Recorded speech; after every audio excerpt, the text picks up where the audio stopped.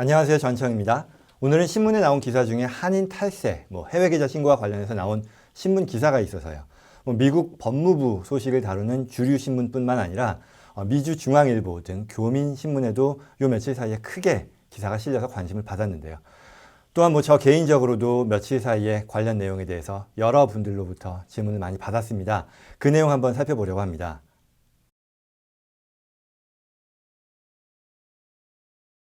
이 해외 계좌 자진 신고 프로그램을 말씀드리는 건데요. 이것도 이제는 거의 10년이 넘게 제도가 있어 왔다 보니까 오래된 제도이고요. 그래서 한동안 사람들의 관심으로부터 멀어졌었습니다만 다시 한번 이에 대한 주의 환기를 시키는 그런 사례였던 것 같습니다. 그럼 자세히 한번 살펴보겠습니다.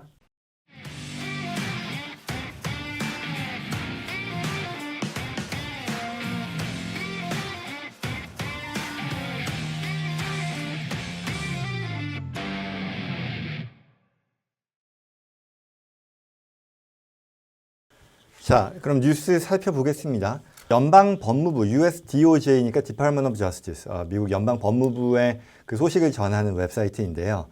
오렌지 카운티에서 어떤 사람이 유죄 판결에 동의했다라는 거죠. Tax evasion, 그러니까 탈세건입니다. 내용을 보면 이 한국계 영주권자인데요.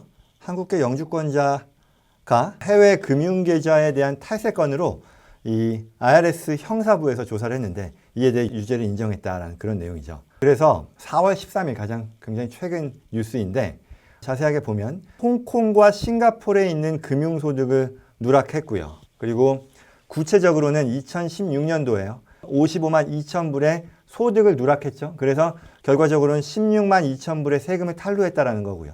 그래서 유죄를 인정했는데 그 내용은 2010년이요. 2010년부터 2017년까지에 대해서 총 236만 5천 불의 해외 소득을 탈루했다는 걸 동의하고 이에 대해 57만 3천 불의 이 세금 미납금을 납부하겠다라고 약속을 한 거죠. 그리고 여기에 추가로 이 해외 계좌를 신고하지 않은 데 대한 페널티도 나올 텐데 아직은 확정되지 않았으나 최대 지금 50%까지 페널티가 적용될 수도 있다라는 얘기죠. 이 사람이 동의한 그 해외 계좌 잔액을 거의 18밀리언이니까 1,800만 불 잔액인데 여기에 50%가 적용되면 900만 불의 페널티가 추가로 적용된다는 그런 뜻이죠. 그리고 추가하는 내용은 이 해당 관계법상 최대 감옥에 갈 수도 있는데 형량이 5년간 감옥에 갈 수도 있다는 그런 얘기고요. 더 나아가서 이 사안은 IRS, Criminal Investigation, 형사부의 소관이다라는 그런 내용이죠.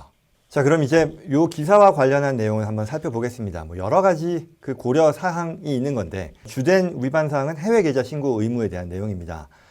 이 부분은 제가 사실 예전에 영상을 많이 찍었죠. 그래서 예전 영상 많이 있으니까요. 참고해 보시면 좋겠습니다.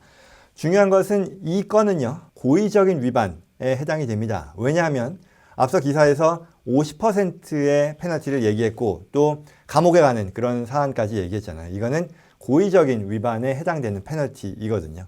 자, 그렇다면 고의적인 위반은 뭐고 비고의적인 위반이 뭐냐에 대해서 구분을 할 텐데 해외 계좌를 신고하지 않고 또 그로부터 나온 소득을 누락하는 그 행위가 고의적일 수도 있고 비고의적일 수도 있다. 이렇게 보실 수 있는 건데 그러면 고의적인 위반에 해당이 될 경우에 페널티는 어떻게 되느냐. 앞선 기사에서도 50% 얘기가 나왔습니다만 일반적인 규정을 간단히 살펴보면 내가 위반한 그 보고하지 않은 해외 금융계좌의 잔액의 50% 또는 10만 불 중에 더 큰 금액이 페널티로 부과가 됩니다. 매년 부과가 되는 겁니다.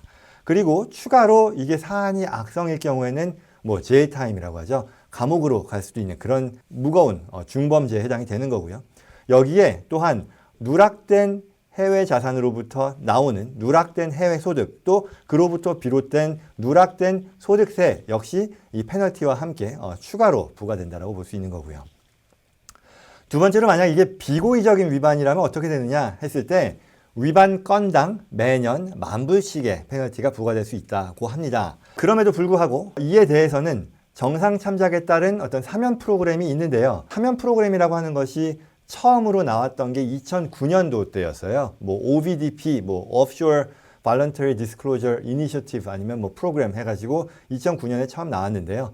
그 뒤로 이제 비고의적인 위반자들에게 해당이 되는 사면 프로그램으로서 이제 Streamlined Filing Procedure, Streamlined Filing Program이라고 부르는데 이 내용은 미국 내에 거주하는 사람들이 해당이 될 경우엔 계좌 자산 잔액의 5%를 페널티로 부과하고 미국 바깥에 거주하는 해당자들의 케이스에 대해서는 페널티를 0%로 둔다라는 그런 내용인데요. 사실 저는 이 자진 신고, 특히 스트림라인드 파일링과 관련해서는 굉장히 더 많은 얘기를 지금 하고 싶지만 영상이 길어질 이유도 있겠고요. 또한 이 예전 영상에서 충분히 이 배경, 나오게 된 역사적인 배경, 내용 등을 자세히 설명해 드렸기 때문에 그 영상 참고하시는 게 좋겠습니다. 아무튼 비고의적인 위반자들의 경우 해당되는 그 프로그램, 사면 프로그램으로 스트림라인드 프로그램이 있다는 것이고요. 또한 미국에 거주하는 사람들이 부담해야 되는 5%가 또 여전히 이 자산 금액에 따라서는 과중한 부담이 될 수도 있는데 여러 사람들, 특히 조건을 만족한다면, 조건이라고 하는 것은 비고의적인 위반자로서 정상 참작, reasonable cause의 사유가 있는 사람들의 경우는 DIIRS, 그러니까 Delinquent International Information Return Submission이라고 해서요. 역시 미국 내에 거주하는 사람이지만 0%의 페널티를 부과받고 할 수 있는 그런 프로그램도 있습니다. 그런데요, 그러면 이제 무엇이 고의적이고 무엇이 비고의적인 위반이냐에 대해서 고민을 할 텐데 많은 경우요, 이제 어떤 고객들과 상담을 하다 보면 또는 일반적으로 문의를 받다 보면 본인이 판단해서 말하자면 일반인의 관점에서 지레 짐작하는 그런 경우를 봅니다. 근데 그건 아니고요. 여러 가지 이 판단의 기준으로 법적으로 사용하는 그 기준들을 살펴보면 첫 번째는 내가 이와 같은 위반을 했다라는 것, 이와 같은 규정에 대해서 알고 있었는지에 대한 부분, 이 고려사항이 되고요. 또 그 밖에는 그 본국이죠. 해외 계좌를 가지고 있는 그 나라에서의 텍스 컴플라이언스, 세무신고 의무를 충실히 다 이행했는지에 대한 부분, 또는 내가 그 해당 자산에 대해서 충분한 컨트롤링 파워가 있었는지에 대한 것도 따져봅니다. 예컨대 한국적인 정서에서 한국적인 문화, 역사를 놓고 봤을 때 차명이라면 차명이고요. 부모님들이 자녀 명의의 어떤 계좌를 만들어서 직접 관리하는 그런 경우들도 있잖아요. 그랬을 때 내가 온전히 그 자녀에 해당하는 사람으로서 내가 풀 컨트롤을 가지고 있었느냐, 이게 내 자산이었느냐 아니었느냐를 문화적인 배경을 가지고 설명할 수도 있다라는 거죠. 그리고 다음으로 계좌가 해당되는 해외 계좌가 내가 온 나라, 말하자면 우리 같은 경우는 한국이겠죠. 한국에만 있는지 아니면 다른 나라들, 특히 이제 텍스 헤이븐이라고 하는 브리티시 버진 아일랜드다, 싱가포르 이런 나라들이 있죠. 그래서 이런 나라에서 계좌를 가지고 있었는지도 평가의 요소로 사용합니다. 마침 지금 이 사례로 본 그 케이스에서도 싱가포르, 홍콩 계좌를 가지고 굉장히 큰 금액의 인컴이 있었잖아요. 이런 것들이 악성으로 평가됐었다라고 예상될 수 있는 거죠. 그렇다 보니 적극적인 자산 관리, 투자로부터 인컴이 나왔다라는 것이 고의적인 위반으로 간주되었을 거라고 판단됩니다. 또 다른 이 그 평가의 요소로서 이렇게 말하자면 그 누락된 자산으로부터 누락된 소득, 그리고 그로부터 누락된 미국 세금이 많이 있었는지 또는 없었는지 역시 이것도 판단을 하게 되는 그런 요소가 되는 거고요. 내가 그 위반해 기간 동안에 전문가와 상담을 통해서 이와 같은 신고를 해왔었는지, 그리고 또 마지막으로 이와 같은 위반을 알고 나서 자발적으로 고치는 노력을 했는지, 이런 것들을 가지고 종합적으로 판단한다는 이런 얘기인 거죠. 말하자면 단순히 어떤 금액의 과소 또는 어떤 위반 기간만으로 일반적인 관점에서 이와 같은 고의성, 비고의성의 어떤 그 수준을 판단하는 것이 아니다라는 그런 말씀을 드리는 겁니다. 말하자면 세법상, 그리고 금융법상, 그리고 더 나아가서 IRS가 이 필드 에이전트라고 하죠. 이 감사인들에게 제공하는 이 필드 매뉴얼이라는 게 있어요. 여기에는 비고의적인 위반, 고의적인 위반을 판단하는 그런 그 매뉴얼이 다 있거든요. 그리고 어떤 기준을 가지고 reasonable cause, 정상 참작의 어떤 그 사항인지를 판단하는 그런 기준을 제공하거든요. 그래서 이런 것들을 토대로 평가한다는 것이니, 이 영상을 보시는 분들께서 지레짐작으로 나는 이거 안 될 거야, 이건 악성일 거야, 또는 또 그 반대로 나는 별 문제 없을 거야 라고 이렇게 판단하는 그런 상황이 없기를 바랍니다. 앞서 말씀드린 것처럼 이 해외 자진신고 프로그램이 2009년에 처음 나오고 여러 우여곡절을 거쳐서 지금의 제도로 이어져 왔죠. 그리고 벌써 이제 10년이 넘다 보니까 어느 정도 사람들의 관심에서 멀어진 것도 사실인데요.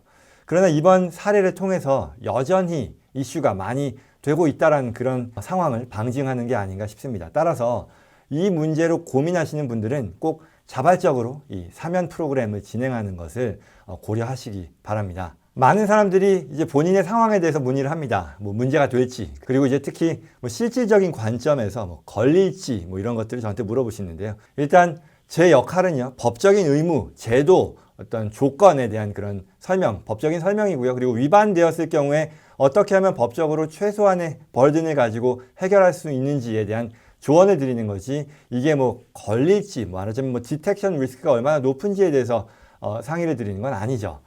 그러나 한편으로는 뭐 굉장히 많은 사람들이 어떤 사안의 경중은 다르지만 뭐 이와 같은 케이스, 말하자면 이민 1세대로서 뭐 10,000불 이상, 1,000만 원이잖아요. 그 계좌를 가지고 있는 분들이 굉장히 많다 보니 이런 분들이 하나하나 다 걸려서 문제가 될 것이냐. 다른 한편으로는 물론 뭐 뒷걸음질 치다가 뭐 밟히는 그런 개구리가 되지 말라는 법도 없을 거고요. 그리고 그보다도요, 뭐 실제 이와 같은 고객들, 즉 문제가 되어서 저희를 이제 찾아오는 고객들의 케이스를 여러 건 계속해서 진행하는 입장에서 보면 이와 같은 사안들을 미리미리 대비해서 해결했더라면 훨씬 더 좋았을 텐데 라는 그런 아쉬운 생각들을 하게 됩니다. 그래서 뭐 앞서 말씀드린 것처럼 사면의 여부, 그리고 비고의성의 여부, 정상 참작의 여부는 어떤 일반적인 관점에서의 평가가 아니라 전문적인, 뭐 말하자면 법으로 주어진 평가 기준이 있고요. 그리고 그 가이드라인을 따르는 것이라는 점이고요. 또한 이제 저는 실무를 진행하는 입장에서 정부가요, IRS가 자진신고를 장려하고 권장하는 방향에 있다라는 것을 실제로 체감하고 있고요. 또 자진신고를 할 경우에 비고의적인 위반으로 받아들여질 가능성이 충분히 있다라는 것들을 감안해서 여러분들께서도 그런 부분들을 꼭 염두에 두고 결정하시기를 권해드립니다. 자, 그럼 오늘 영상은요, 이것으로 마치겠습니다. 도움이 되었기를 바라고요. 저는 다음 시간에 찾아뵙겠습니다. 고맙습니다.